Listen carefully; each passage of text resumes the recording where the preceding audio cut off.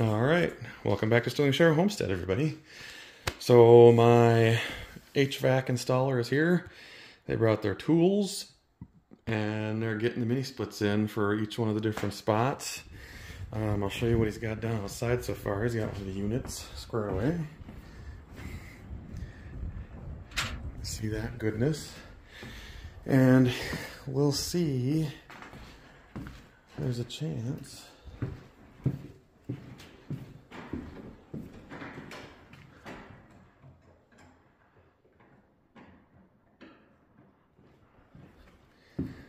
so that one's going in.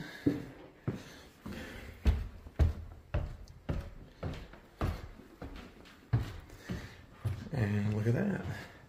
That one's in there. And this one's in here. That's good news. So all of the head units are installed. Nice and high, I like that. So they're out of the way. And eventually we'll get fancy remotes that we can hook to the wall and call it good. Our project for today, though, is to figure out this beast of a thing called flooring. It's been an absolute butt the last 48 hours. We've been having issues with getting the set pieces in, so hopefully we get more of that squared away today and finally get into this bedroom and finish that out. Here's hoping. I gotta wait till Maddie gets here though. We'll see you back here in a bit. All right, welcome back. Yesterday we were having the most annoying issue ever here with flooring. What I had to do was peel off the trim piece, or the baseboard trim piece, because these few pieces, actually this piece in general, kept cracking on this edge when we were trying to go this way into the next room. And we put it in. I got to the point where I had this piece cut, it was in, and then I looked over here to start the next piece and there was another thing out. So I had to do it a second time. And when I did the second time, we vacuumed and then ruined the next piece for the next line. So I had to pull both of these rows out 2 times to get it right. That's probably 3.5 hours of dinking around that got us nowhere up until we got this back and squared away.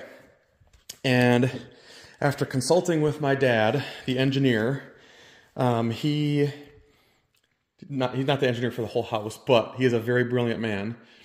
And he said, well, obviously this is vinyl, so how cold was it yesterday when you were working on this? And I want to say the high yesterday was maybe 50. And so I'm sure the vinyl flooring wasn't any more than 50, because the house doesn't get much warmer than it is outside. It does a little bit. I'd probably say it's 55, 56 in the house yesterday when we were working on this, but it was cold.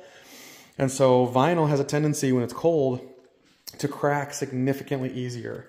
And so now that it's warmer today, I want to say the temperature in the house is 65, 66. It's like comfortable in shorts and a t-shirt right now, which is great. So now that it's warmer, we didn't have any issues. This one went in really well, and then in order to protect ourselves, we got 3 more rows, boom, boom, boom. So now if something breaks here, we don't have to rip out everything in the hallway to replace that. Since we've got these first 3 rows in, if something breaks here, we can take off 1 row and still have a good row to use. So that means this room, we can start this room very soon. I'm hoping tomorrow, if not the next day. And then we decided, well, what the hell? Let's just get this whole thing done.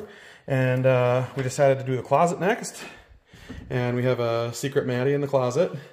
She's coming out today. It's her coming out day. She's coming out of the closet. Lol. Not that that's actually a lull. It's a serious issue. And if you're one of those people, we got your back here at Sterling Share Homestead. Anyway, so we got this room done.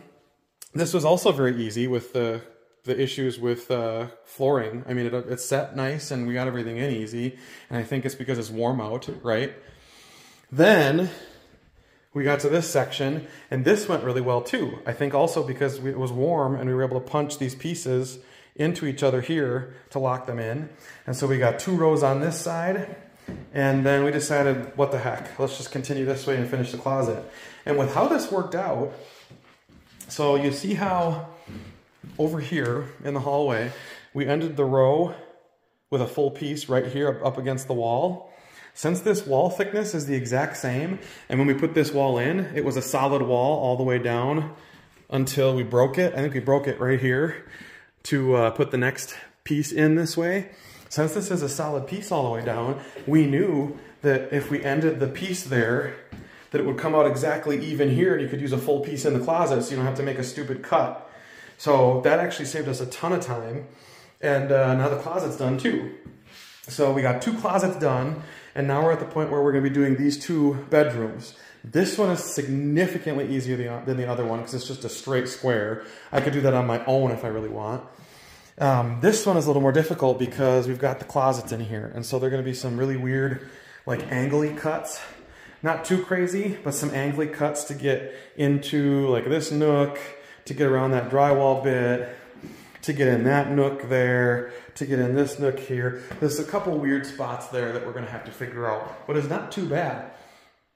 As far as flooring goes from this point forward in these bedrooms, it's going to be fairly easy compared to trying to get around all those doors.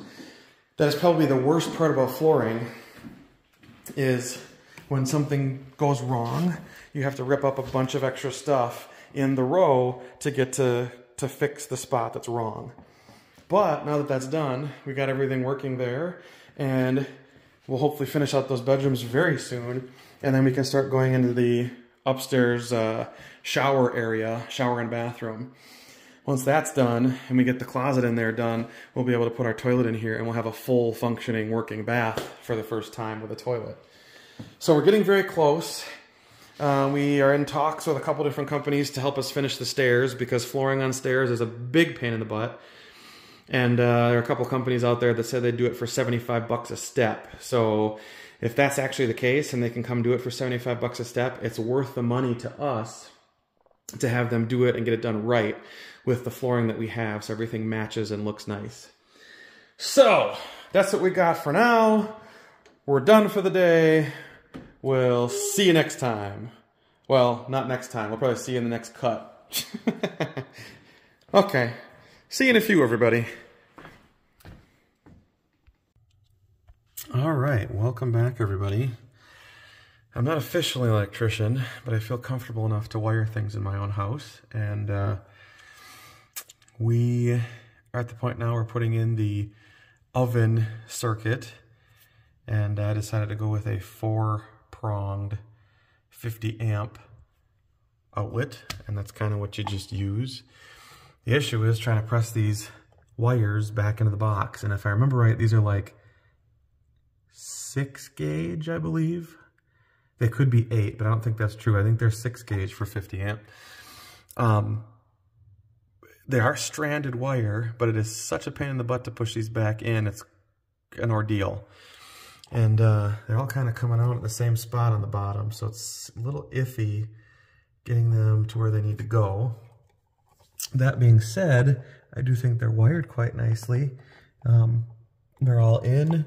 The contacts are physically touching. So we just got to try and push this in the box and then somehow get these little screws to hold that in without it exploding out of the box. We'll see how it goes. I'll come back to you when it's done.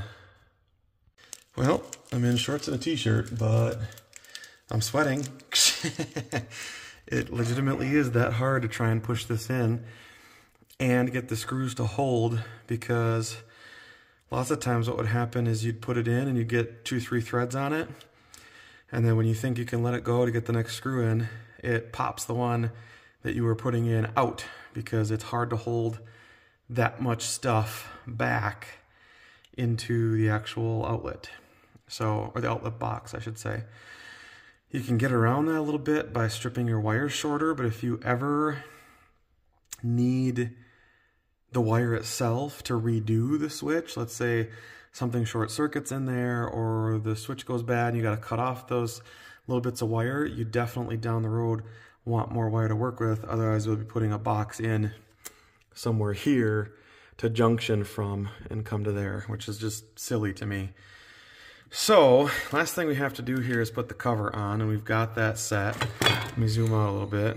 The idea here is that because this isn't quite sitting even, what we'll do is put that cover on nice and tight and it'll pull on it. You see how that moves? And hopefully what'll happen is when you put this cover on, we'll get the screws in and it'll actually pull that outlet forward a little bit because it's against the wall. So that's the hope. I'll come back to you when I get that done. And there we go, I was right. So when you get the wall cover on, the wall cover kind of pulls that box back forward because I was pushing on it so darn hard to get those wires in. And now we've got a functional, hopefully functional, oven outlet. Put away all the tools, in case you're wondering what I used. That's this right here. Flush mount outlet, 50 amps. Good for 120 volts. And we just leave our tools where the tools go and move on to the next job. Next job of the day is painting trim. We got all the pieces cut the other day, and so now we're in the process of staining it to make it look red and get it to looking like this. So 2 stacks done. Got to finish up the ends on these 3, and we'd like to finish up the rest of this stuff up here, probably somewhere in the neighborhood of 35 to 40 boards-ish is what we've got left. And we want to get a couple of the ones on top that we didn't get stained on this first level. So we're going to do that, and hopefully we'll be back to you. All right, we're back. We got that done. We got all the boards that we wanted to get done for the interior portions of the windows done. They're all painted. Some of them we recoated because we liked the color a little better. And so now we're at the point where we're good to go with every one of the interior pieces of the windows. And for those interior pieces, we're talking just the windows. These we did the other day. We're talking like the flat side that goes up against the side of this, not the 1x4 piece that sits here. We're talking about the interior portion. So all of that is stained and cut and done.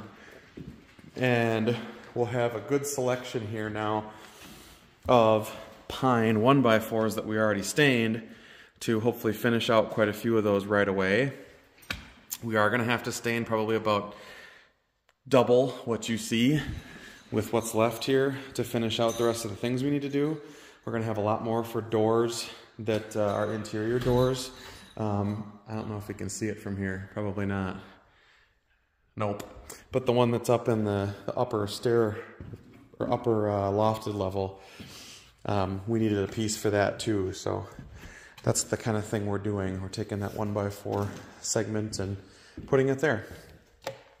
So we're going to call it a night here.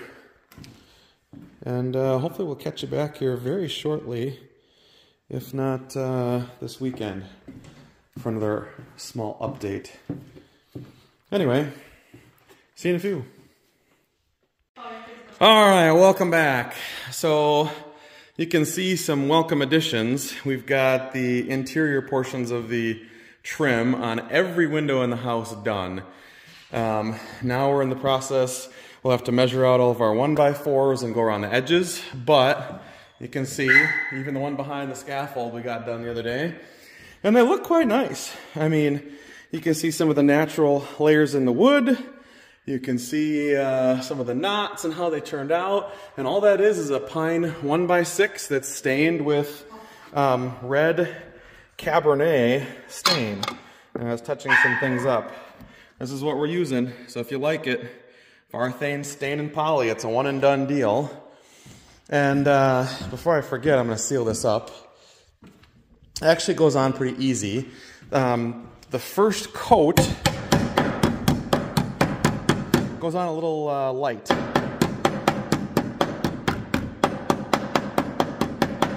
I know it's overkill, but I'd rather it be closed.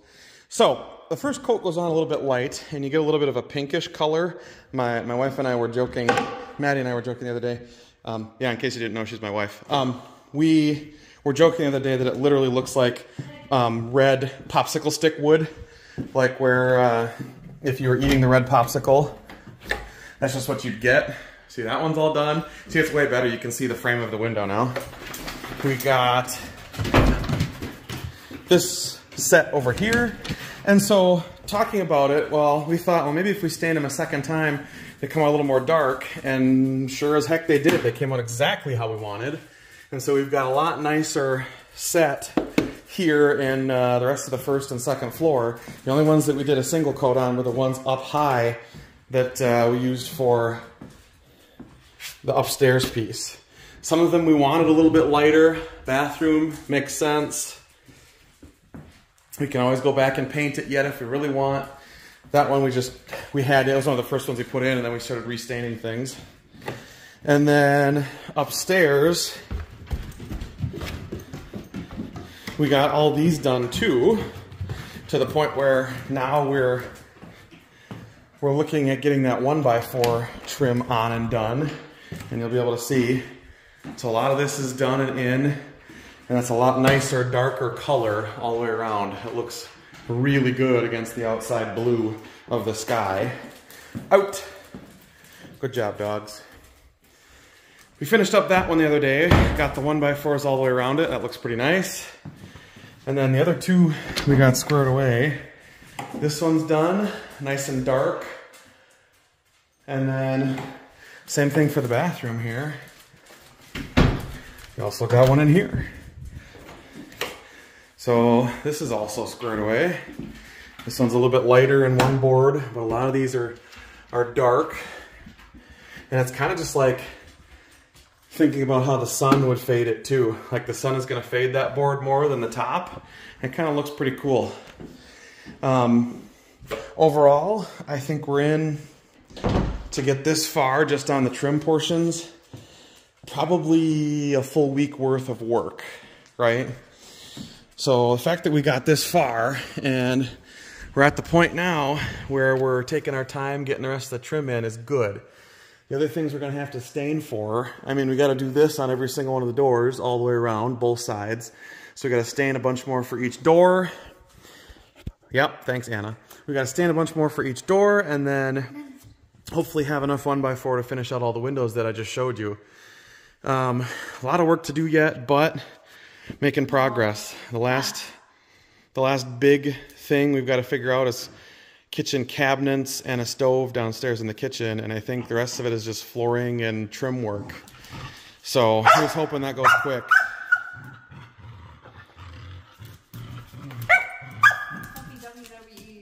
This is Puppy WWE.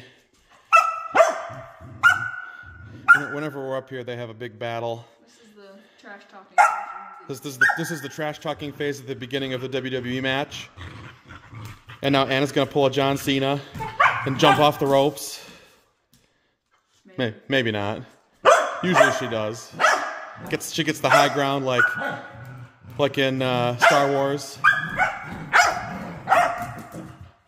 Anyway, so if you like what we do here at Sterlingshire Homestead, please like and subscribe. Helps us get all this stuff done and is a good thing. You can't go up there. What are you doing? So hopefully we'll see you next time. And from myself, Maddie, Fonzie, and Anna, thanks for watching the show. See you later, everybody.